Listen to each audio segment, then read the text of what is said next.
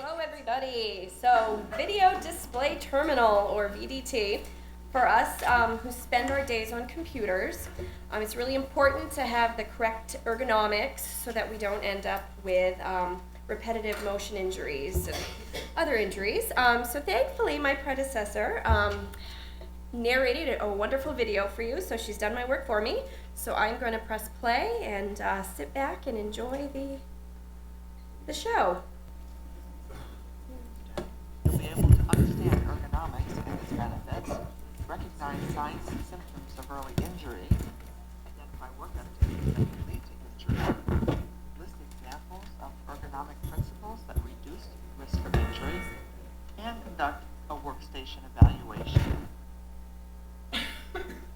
This training is required by Maine State Law, MRSA Title 26, in Labor and Industry. Effective January 1st, 1992.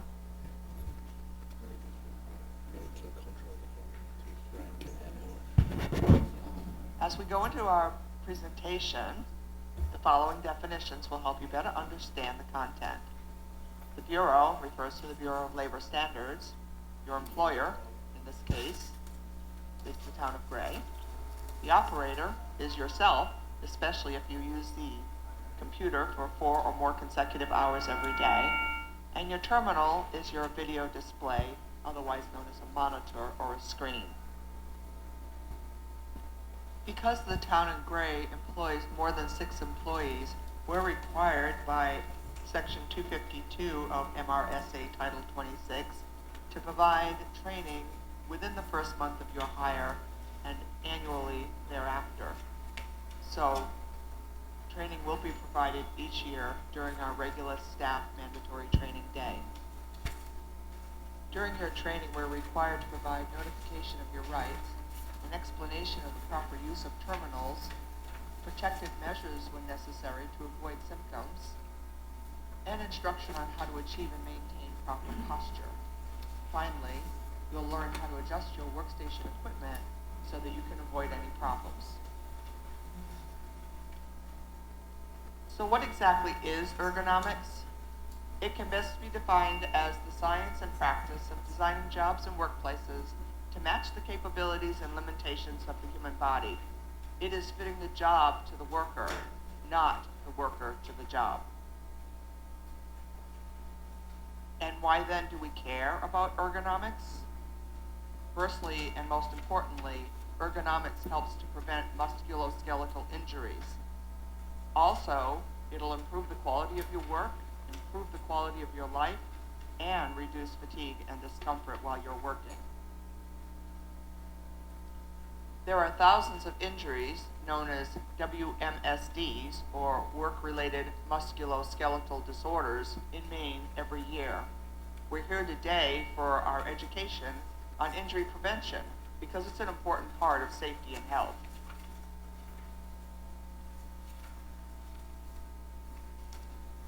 So, what exactly are work-related musculoskeletal disorders?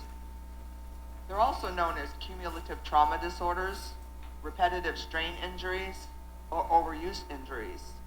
Probably the best known of these is carpal tunnel syndrome, which is associated with long extended use of keyboards. They usually develop gradually, but sometimes they can appear suddenly, and they can be serious if not taken care of early. And how exactly will you recognize WMSDs? What are their symptoms? Well, you should look for discomfort or pain or dull ache, decreased range of motion or tightness, numbness or tingling, change of skin color, or swelling of joints or limbs, or even a decreased grip strength. All of these could be symptoms of WMSDs. And what exactly causes WMSDs? Well, most typically, things like repetitive motion, forceful exertion, awkward posture, mechanical pressure, cold temperatures, stress, nutritional deficiencies, poor lighting, prolonged standing in one place, poor posture, or working with your neck flexed. Any or all of these can contribute to WMSDs. I can hear you thinking now, it will never happen to me, or will it? Consider for a moment your age, your general health, hereditary factors, your usual posture, diet, and activities. All of these are risk factors. In addition, WMSD injuries depend upon the duration of your exposure, the frequency of your exposure, the intensity of your exposure, or a combination of factors.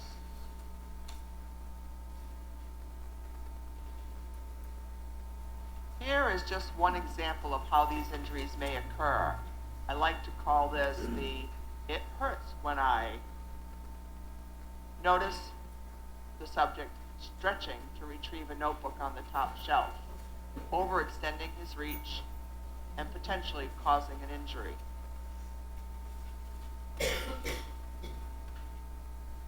Do you find yourself habitually reaching too far, stretching, trying to reach that one last piece of paper or that drawer way at the bottom?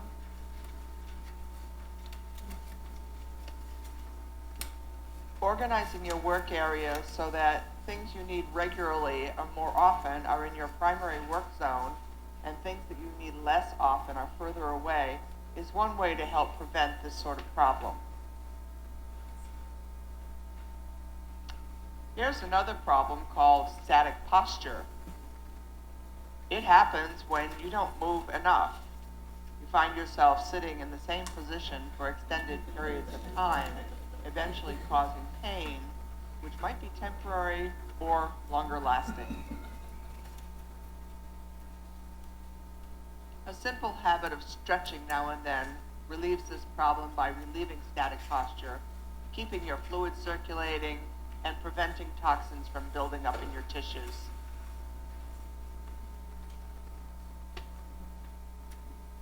Make a new habit of stretching every now and then. Make sure you're using your footrests effectively and shifting your weight. Make sure that your seating is well designed and adjustable, that your work surfaces are at an appropriate height, and that you change positions more often. If you spend extended periods of time on a keyboard, you know that arm and wrist pain can happen gradually and increase over time.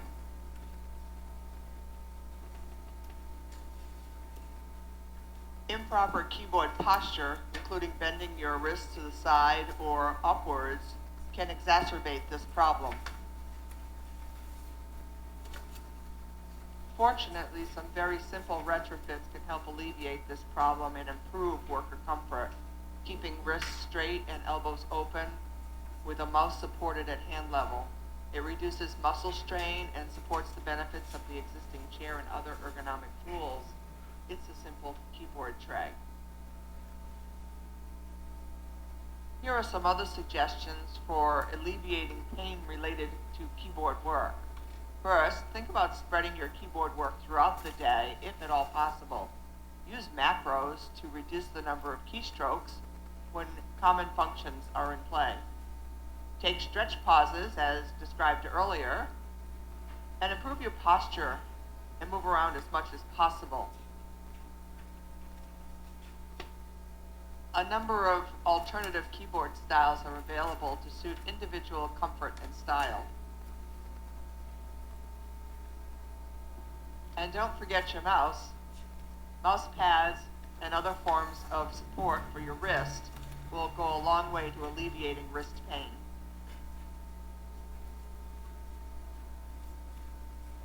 And remember to place your mouse in a proper position so that it's easy to reach and doesn't place strain on your wrist or hand.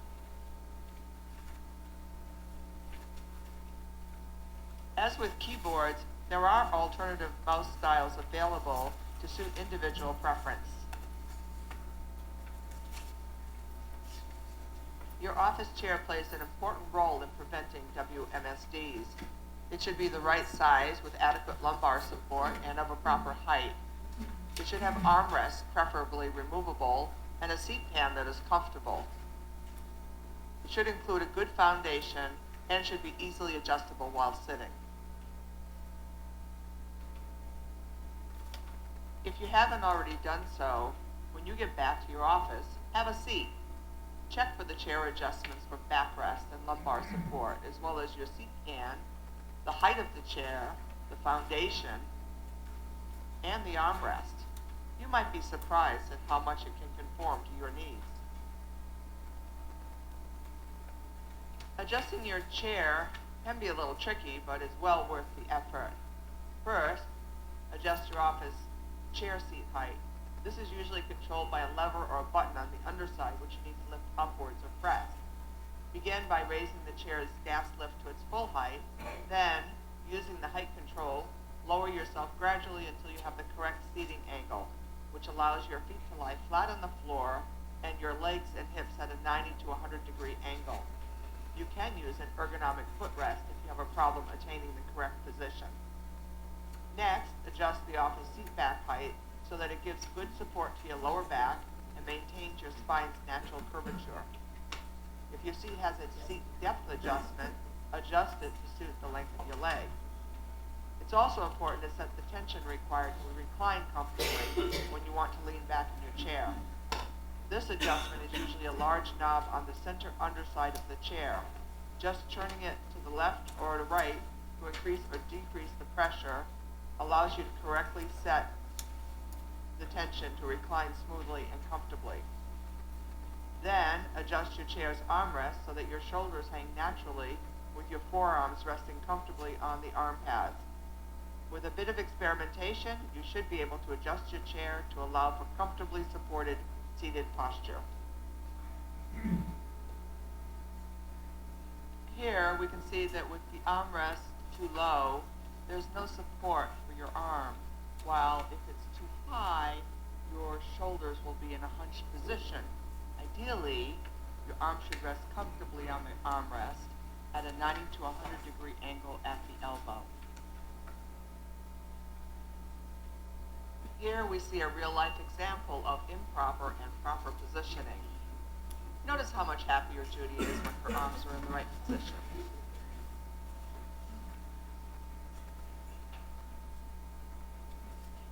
Now remember, this presentation is about video display terminals, or monitors. So of course, we would be amiss if we didn't talk about the monitor itself. The monitor is an integral part of a computer workstation. When placed in the wrong position, it can force the operator to work in a variety of awkward positions. Working with one's chin tilted upwards and the head and upper body bent forwards or sideways is common wherever the monitor is improperly situated. Such forced working body positions significantly contribute to the operator's discomfort and can potentially lead to WMSDs.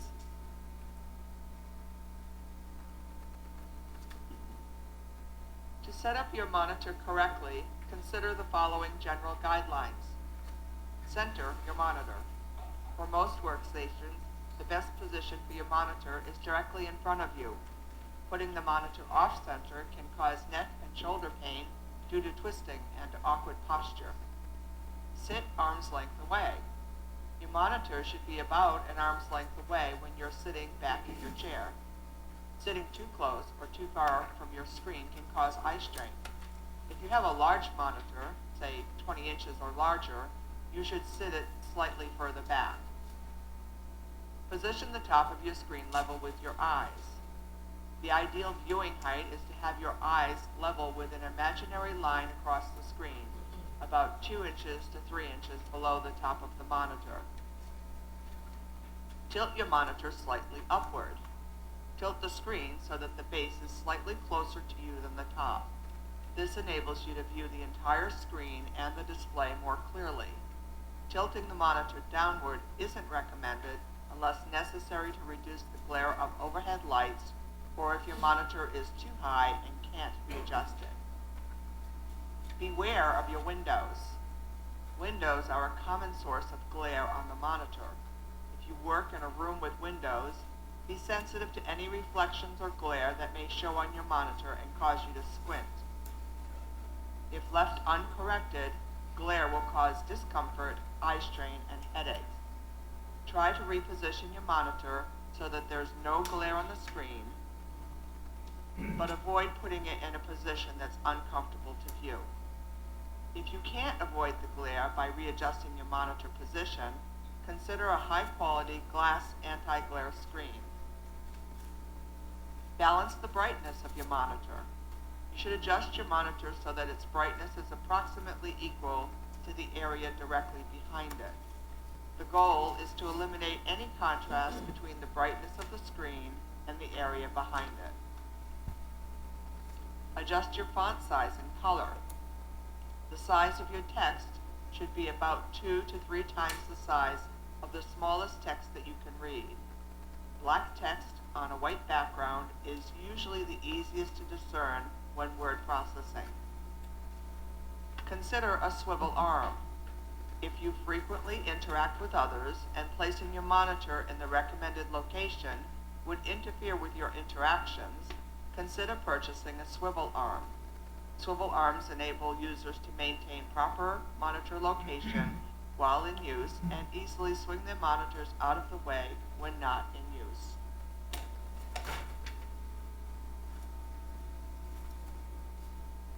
Remember, bright lighting may wash out the image, making it hard to see, which will cause eye fatigue. Lighting should be indirect, or task lighting should be used to reduce washout or glare. Here's a spot quiz. How many ways of reducing glare can you identify when you get back to your desk?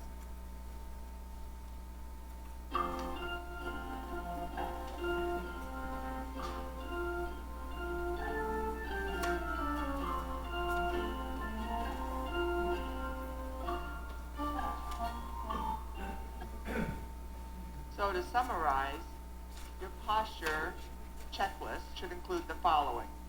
Your head should be up and centered over your shoulders. There should be a 90-degree angle for your arms, legs, and torso. Your eyes should be looking forward most of the time with your shoulders relaxed. Your back erect and supported with hands in line with forearms. Your reference material should be easy to look at. Your feet firmly planted on the floor or a footrest with only moderate pressure at the front of the seat cushion.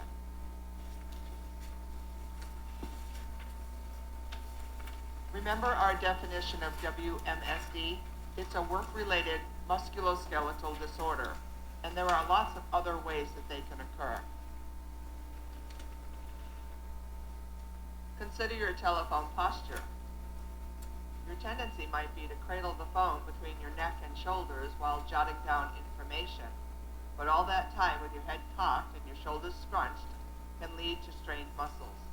Like many people, you may use an iron grip on the phone, and this can cause tension in your hand that can send numbness or shooting pains up your arm to your neck.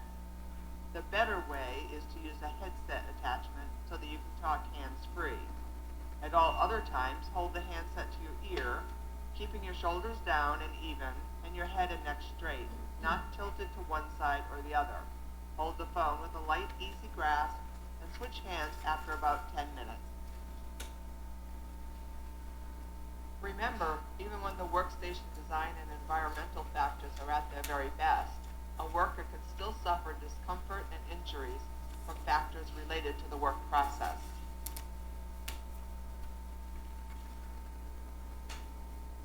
Consider workplace stress, for example. A number of factors may contribute to workplace stress.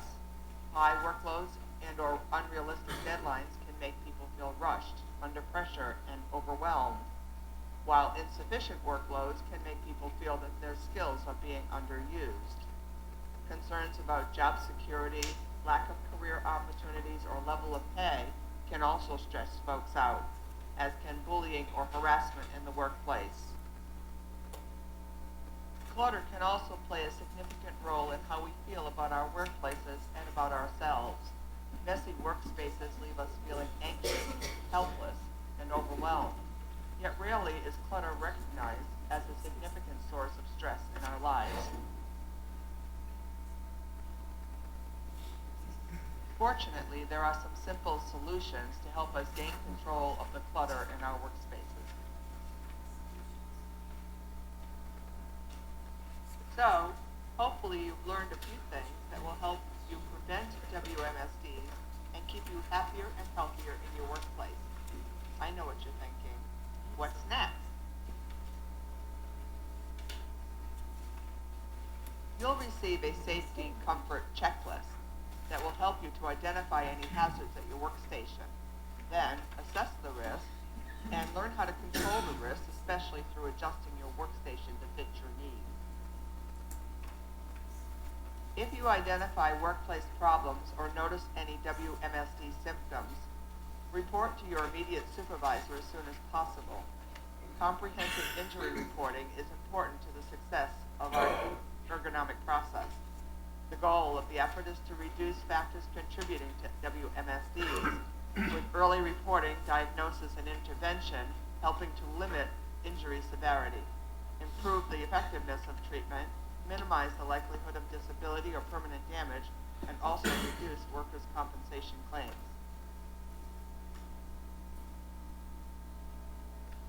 As we wrap up, please remember that ergonomics can help you on your job and at home. WMSDs can happen in jobs with risk factors. Risk factors can be reduced and WMSDs prevented. Reporting symptoms early is important, and you can help us by following good ergonomic practices. To review, here are some things to look for. A monitor that's not positioned head-on. Incorrect positioning of a desk lamp that may create glare on the screen. A mouse too far away causing strain on the shoulder or feet not firmly on the floor. Your back not supported appropriately by the chair backrest, or keyboards at an angle that increase the angle at the wrist. Oh, and about that cactus.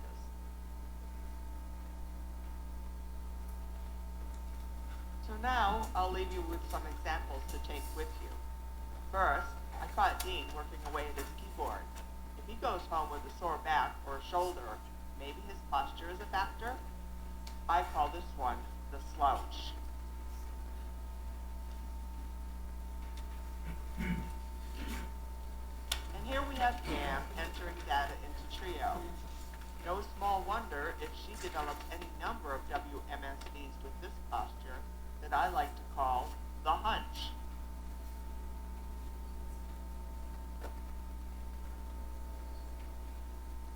And Anne, maybe a larger font size would be helpful. Sitting this close can contribute to eye strain in addition to problems with back, neck, and shoulders. This one reminded me of someone, so I like to call it the Magoo. Last, but certainly not least, we have Kathy, busily filing away. Words fail me at this point, so now I must go.